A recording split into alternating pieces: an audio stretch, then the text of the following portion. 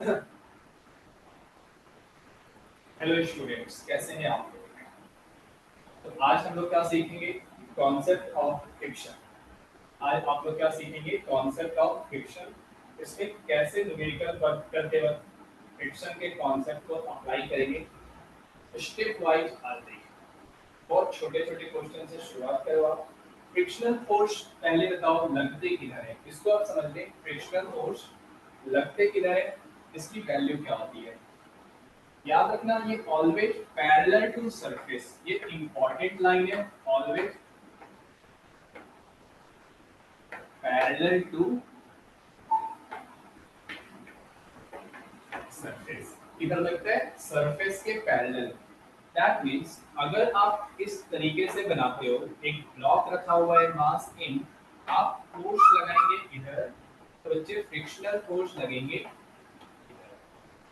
दूसरी इसमें इंपॉर्टेंट बात क्या होती है? एक तो point number 1, point number 2, oppose oppose या अपोजिट टू मोशन, और और टेंस टू मोशन। दोनों चीजें हो सकती है, या तो मोशन में हो या तो मोशन में होने वाला हो। दोनों में से किसी भी केस में अपोजिट डायरेक्शन में क्या लगेंगे? Frictional force. एक बात और हो गई, मतलब कि कितना होता है ये मैक्सिमम वैल्यू है, जिसको आप कहते हो लिमिटिंग फ्रिक्शन। इसको क्या बोलते हैं आप? लिमिटिंग।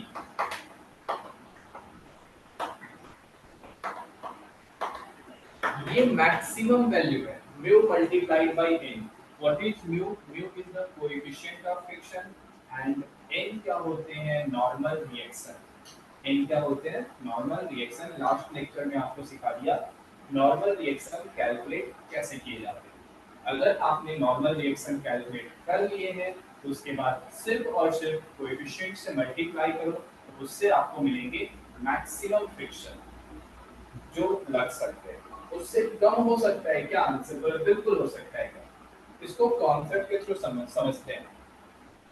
चलिए, एक मास का मैंने वैल्यू लिया 10 केजी। मास का वैल्यू लिया 10 केजी। सबसे पहले आप देखो, सबसे पहले आपको इस क्वेश्चन में क्या निकालने पड़ेंगे? Normal reaction. अगर फ्रिक्शन है, म्यू का वैल्यू 0.1 मान लिया हमने। अगर फ्रिक्शन है, अगर फ्रिक्शन है, तो आपको क्या करना होगा? सबसे पहले निकालना होगा नॉर्मल रिएक्शन। कैसे? फ्री बॉडी डायग्राम बनाइए। फ्री बॉडी डायग्राम में क्या करेंगे आप? फ्री बॉडी डायग्राम में इसको नीचे खींचेंगे 10d। नीचे कौन सा फोर्स? Gravitational force. नीचे कौन सा फोर्स लगेगा?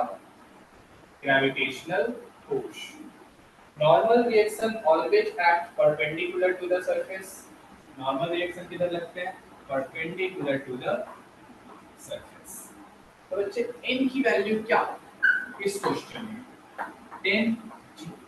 सिंपल है ना? अभी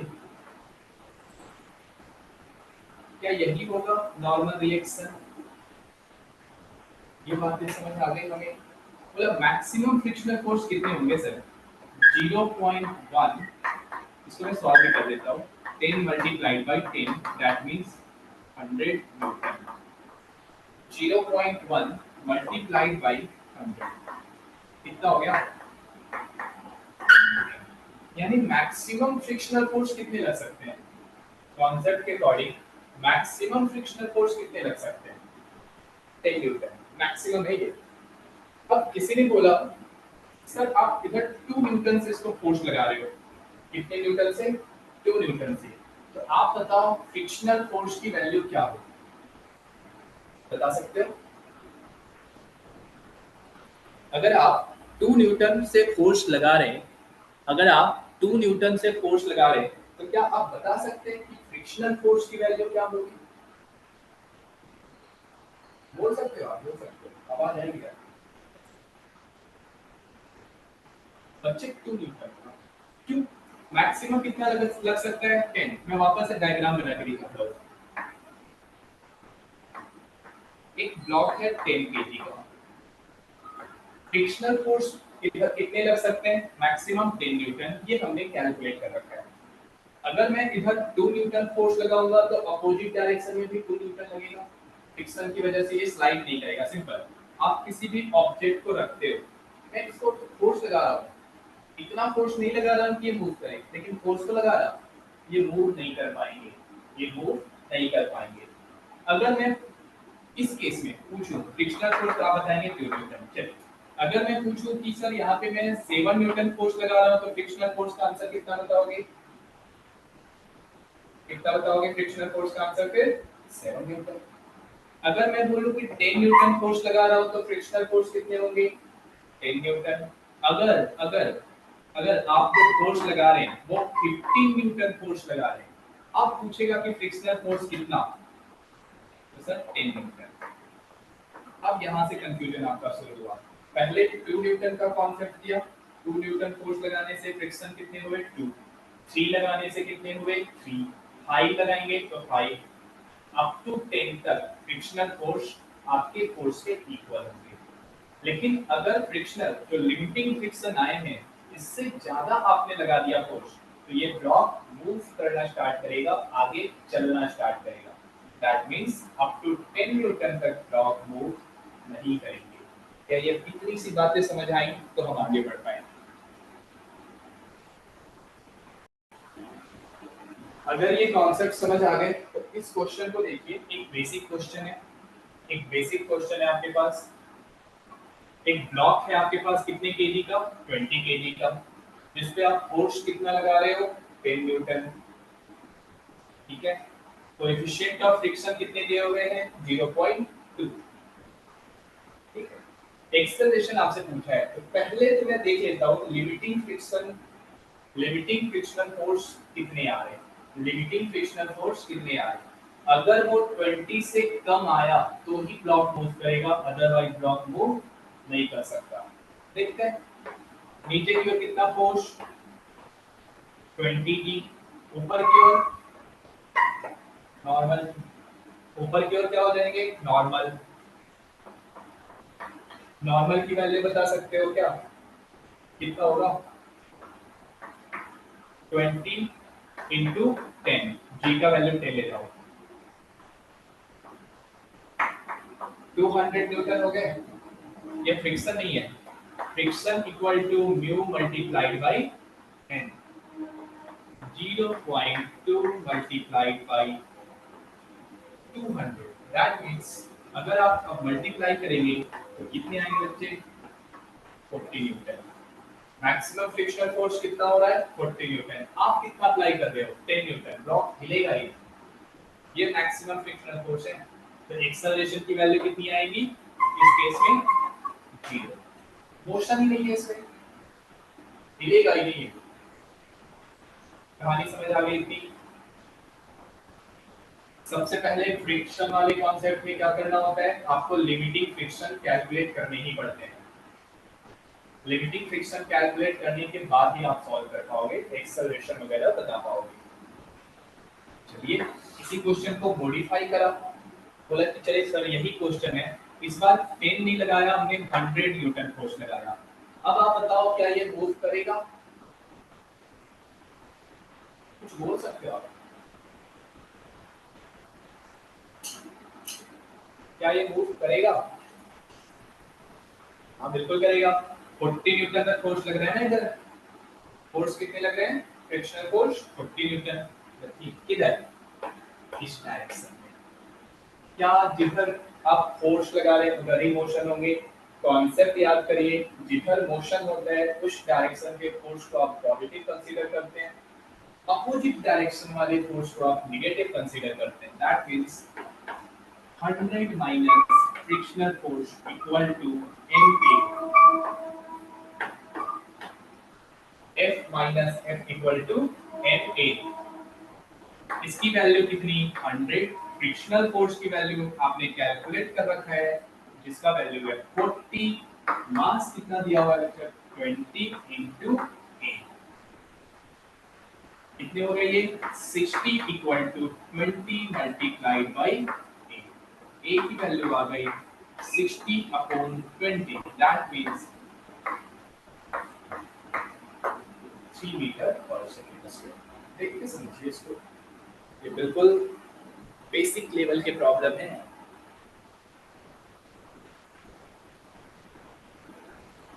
इसको देखकर आप समझ लीजिए, एक बार कुछ लिखना हो तो उसमें नोट कर लीजिए।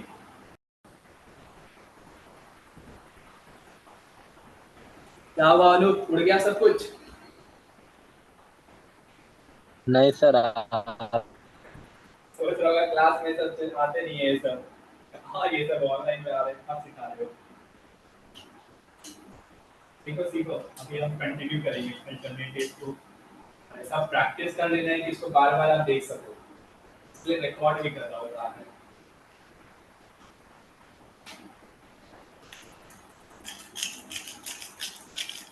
वापस आपको अच्छी क्वालिटी में मिल जाएगी।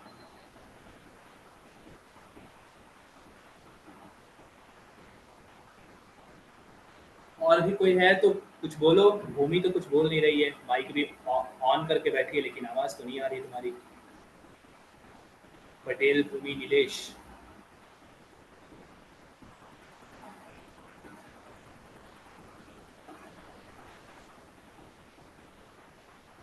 मृणाली सुन रही हो तुम?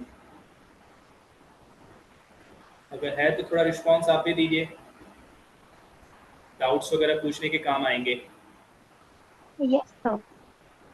हाँ, तो डाउट्स वगैरह आएंगे तो आपको बोलना भी है, ठीक है?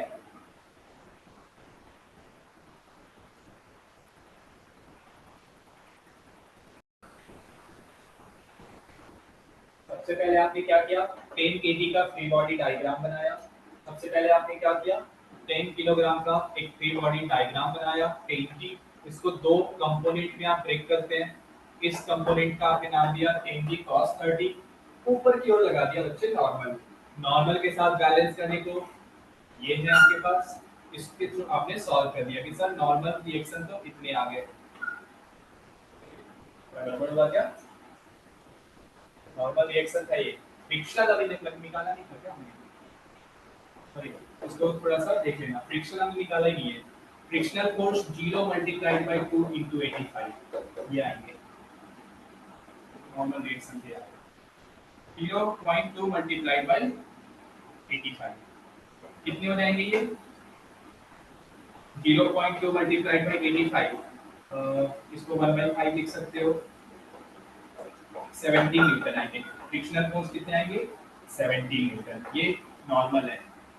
डन। 10 की साइन थीटा क्या होगा, पीछे की ओर खींचेगा तो 50 न्यूटन आ गए। टोटल फोर्स फ्रिक्शन वाले कितने हैं? 17। दैट मींस टोटल फोर्स कितने आ रहे हैं आपके पास? 67 न्यूटन आ रहे हैं। टोटल फोर्स कितने आ रहे हैं? 67। देखो फ्रिक्शनल फोर्स नहीं कैलकुलेट करने का नतीजा एक मिस्टेक होने से आपके पूरे आंसर में फर्क पड़ेगा। ये 135 नहीं आएंगे, कितने आएंगे इधर? 67। अगर आप इसको सॉल्व करोगे तो कितने बनेंगे ये? 133। क्या इसको आप 30 में लिख सकते हो?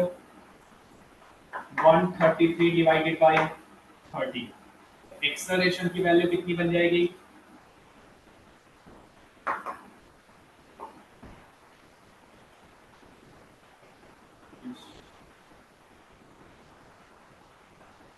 Four point four. ये अब सही आंसर है, 4.4 के आसपास।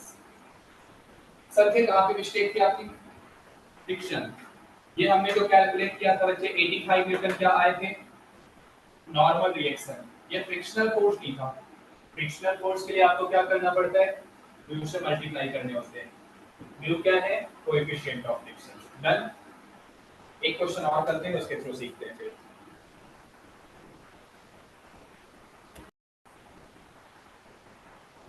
देखिए एक बार और मैं करके दिखाता हूँ, ध्यान से करेंगे, मिस्टेक नहीं होनी चाहिए। नीचे की ओर फोर्स कितना? हाई। ऊपर की तरफ फोर्स नॉर्मल रिएक्शन। नाम दे दिया N1, क्योंकि दो अलग अलग सरफेस की बात हो रही है। N1 और N2 नाम दे दो। N1 की वैल्यू कितनी? 5G। That means 15। Frictional force calculate कर ही लेते हैं। Frictional force mu into mu की वैल्यू 0.2 इनटू 50। क्या ये 10 न्यूटन आ जाएंगे?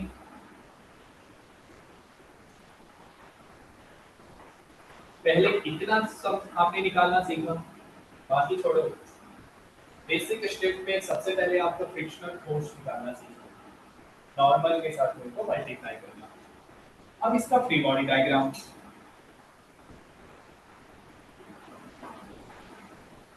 mg तो हमेशा नीचे ही लगेगा, चाहे सरफेस आप कैसे भी बनाओ, mg स्ट्रेट नीचे डालते हैं।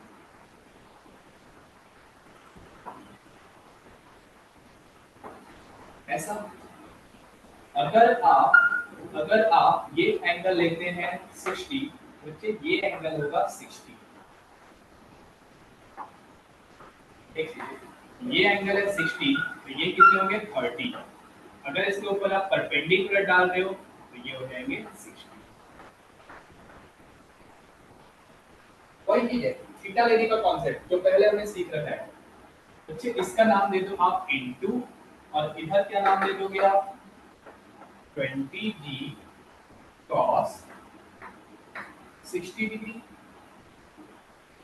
और इस साइड कितना लगेगा 20g sin 60 डिग्री। इतने सारे फोर्सेस हो गए। अब इसका नॉर्मल रिएक्शन दो अलग अलग सॉल्व कर, ध्यान देना, थोड़ा भारी आपको लग सकता है लेकिन कोशिश करते हैं, सीखेंगे आप कैसे। cos 60 की वैल्यू 1/, कितने हो गए, ये फिर से नॉर्मल रिएक्शन है, ये नॉर्मल रिएक्शन है, फ्रिक्शन नहीं। अगर आप फ्रिक्शनल फोर्स फाइंड करना चाहते हो तो इसके म्यू से मल्टीप्लाई कर दो, 0.1 multiply by 100, that means 10 Newton. Okay, कितना लगेगा 10 न्यूटन। किसी ने बोला कि नीचे फोर्स जो खींच रहा वो कितना है, करते हैं 20 into 10 √3/2, कितने आ जाएंगे 10 into 10 into 1.7। क्या ये 170 न्यूटन से नीचे खींच रहा हूं, बोला फ्रिक्शन कितना लगेगा, बोला कि फ्रिक्शन तो सर 10 न्यूटन है, बोला इस पे भी कितना फ्रिक्शन आया आपके पास, 10 न्यूटन ही आया, दोनों के पास 10 न्यूटन फ्रिक्शन है। अब एक एक का फ्री बॉडी डायग्राम बनाता हूं मैं, इसमें ले लो T, इसमें ले लो T, इस साइड एक बना दो आप फ्रिक्शनल फोर्स जिसका नाम है F2, इस साइड बना दो एक फ्रिक्शनल फोर्स जिसका नाम है F1। वो है कॉम्प्लिकेटेड डायग्राम। अब लग रहा होगा जेईई नीट की तैयारी कर रहे हैं, अभी तक तो एनसीईआरटी से छोटे छोटे क्वेश्चन ही कर रहे थे। अब ये एक्चुअली देखिए कि क्या चल रहा है।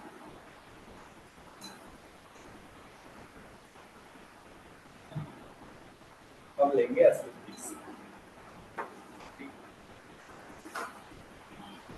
मैं किसको पहले सॉल्व करूं, मेरी मर्जी, जिसको आप चाहें 5 kg को सॉल्व करके दिखाओ पहले, ठीक है 5 kg वाला सॉल्व कर रहा हूं। इस साइड कौन सा फोर्स F1, इस साइड कौन सा फोर्स टेंशन, इधर एक्सेलरेशन। इक्वेशन लिखना आएगा, इक्वेशन लिखना आएगा क्या, हाँ E माइनस F1, हाँ कितना लिख दूं। अब ये तो कम से कम आपके दिमाग में सेट हो गया होगा कि इस तरीके से इक्वेशन लिखे जाते हैं, कुछ तो आया मैं करने के लिए। इतनी चीजें तो मुझे पता है आपको हैंग कर रही होंगी, क्या से क्या कर दिया, लेकिन थोड़ा देर सोचना, आप खुद से सोचेंगे तो भी हो पाएंगे। मैं कितनी बार भी बता दूं, अकेले में नहीं कर पाऊंगा बिना आपके सपोर्ट के। F1 की वैल्यू देख लो बच्चा, 10 है इक्वल टू 5, ये बन गया मेरा इक्वेशन नंबर 1। अब इसको बना के देखता हूँ, इस साइड कौन सा फोर्स 20g sin 30, इसका वैल्यू हमने यहीं पे निकाल दिया, लिख दिया मैंने 170। पीछे की ओर कौन सा फोर्स टेंशन, एक और भी है फ्रिक्शन भी तो है, minus F2 equal to 28। F2 का वैल्यू कितना है, वो भी तो 10 है, 170 माइनस 10, मैं डायरेक्ट लिख रहा हूँ 160 माइनस T इक्वल टू 28। पहला इक्वेशन था मेरे पास t माइनस 10 इक्वल टू हाईवे, कैंसिल कर दो, ये कितना हो गया 150 इक्वल टू 25 a का वैल्यू कितना, अब डिवाइड करेंगे तो आएगा 6 मीटर। एक्सेलरेशन ऐसे करेंगे। अगर किसी ने पूछा नहीं कि टेंशन बता दो, tension equal to t minus 10 equal to 5 into 6, t की वैल्यू हो गई 30 प्लस 10, टेंशन का वैल्यू आएगा 40। इसी को भी कर सकते हो, इसमें रखोगे तो भी सेम आंसर आएंगे सेकंड वाले से भी। इसको आप देखिए, ठीक है।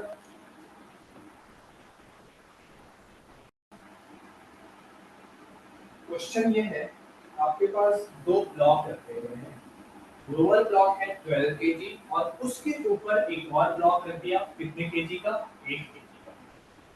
अब पूछ रहा है कि मैक्सिमम वैल्यू और एफ बताइए, मैक्सिमम वैल्यू फोर्स का बताइए जिससे दोनों ब्लॉक एक साथ मूव करें। ध्यान देना, दिया हुआ क्या है, नीचे का जो सरफेस है वो फ्रिक्शन लेस है, क्योंकि value 0, that means lower surface friction less है, लेकिन ये वाला सरफेस पे फ्रिक्शन है, इसमें क्या है, फ्रिक्शन है। कितने हैं, जिसमें म्यू का वैल्यू कितना दे दिया 0.4, कोएफिशिएंट ऑफ फ्रिक्शन कितना दिया 0.4। अब ये क्वेश्चन आपको भारी कर सकता है कि ऐसे कैसे क्वेश्चन सॉल्व करें। फोर्स का वैल्यू आपको बताना है कि ये दोनों ब्लॉक एक साथ मूव करें। ज्यादा फोर्स लगाओगे तो क्या होगा, ऊपर वाला ब्लॉक पीछे रह जाएगा, गिर जाएगा पीछे से। अगर दो चीजें रखी हुई एक साथ, एक के ऊपर एक, नीचे वाले को अचानक आप ज्यादा तेजी से खींच लोगे, ऊपर वाला ब्लॉक नहीं रह जाता है, साथ में नहीं आता, लेकिन आराम से धीरे धीरे लाओगे तो ऊपर वाला भी चिपक कर साथ में आता है। मतलब ऐसे कैसे होता है, इसमें कौन सा फोर्स काम करता है। अगर एक के ऊपर दूसरा ब्लॉक रखा हुआ है तो उसमें एक फोर्स लगता है जिसका नाम होता है स्यूडो फोर्स। क्या नाम होता है, स्यूडो फोर्स। तो बच्चे इस पे एक फोर्स लगेगा, अगर मान लो इधर एक्सेलरेशन ये है तो इधर कौन सा फोर्स लगेगा, स्यूडो फोर्स, जिसका वैल्यू कितना होगा 8। स्यूडो फोर्स का वैल्यू लिख देता हूं,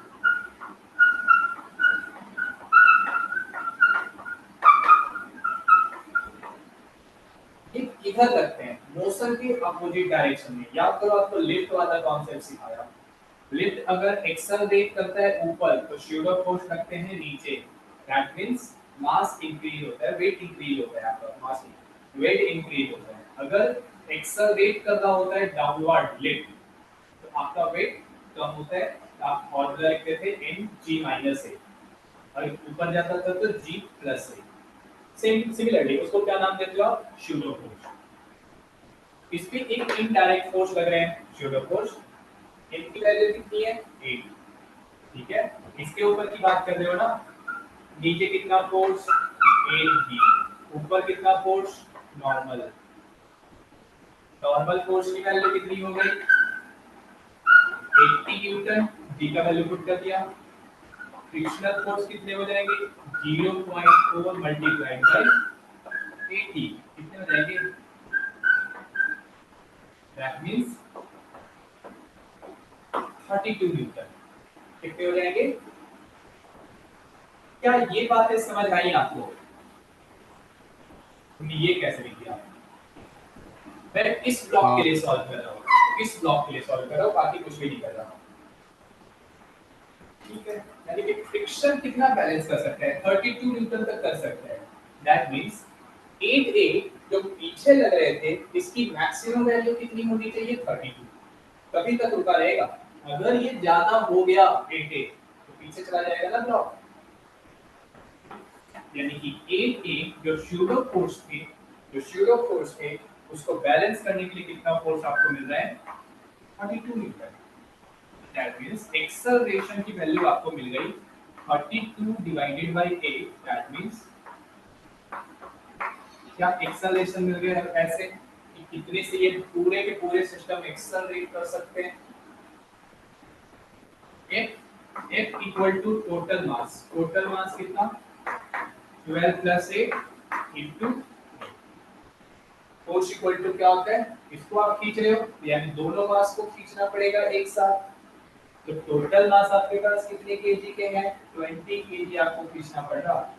आप लिखेंगे 20 multiplied by 4, that means 80 Newton. इस तरीके के काफी क्वेश्चन प्रीवियस एग्जाम्स में पूछे जा चुके हैं। तो इसलिए एक बार शूडो फोर्स के कॉन्सेप्ट को समझ लें। एनसीईआरटी के और एनसीईआरटी के एक्सरसाइज में भी ऐसे क्वेश्चन दे रखे हैं कि ट्रक के ऊपर एक ब्लॉक रखा हुआ है, वो ब्लॉक कब नीचे गिर जाएगा, ये सारी चीजें आपको करनी है। एक बार इसको वापस से समझ लीजिए।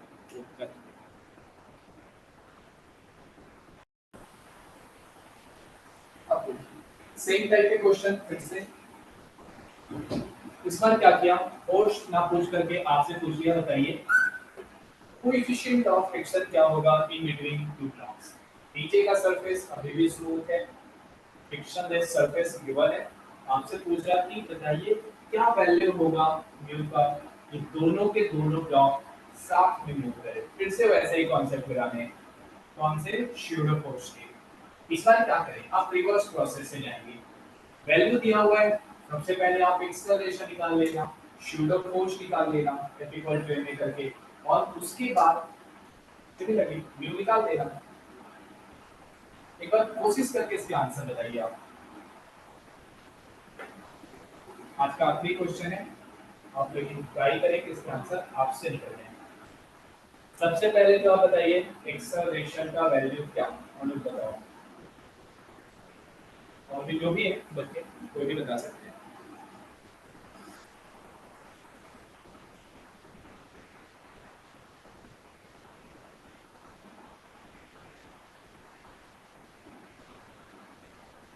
बता दी एक्सेलरेशन के वैल्यू क्या है आपके? सिर्फ ए का वैल्यू पहले बताओ आप।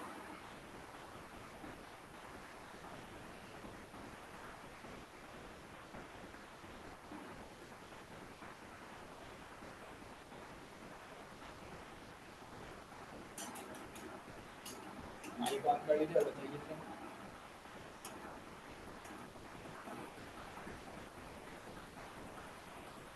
ठीक है, मिला मिला। F equal to total mass कितना 10 इंटू ए, और ठीक से ई चलाओ। क्या ए का वैल्यू आपको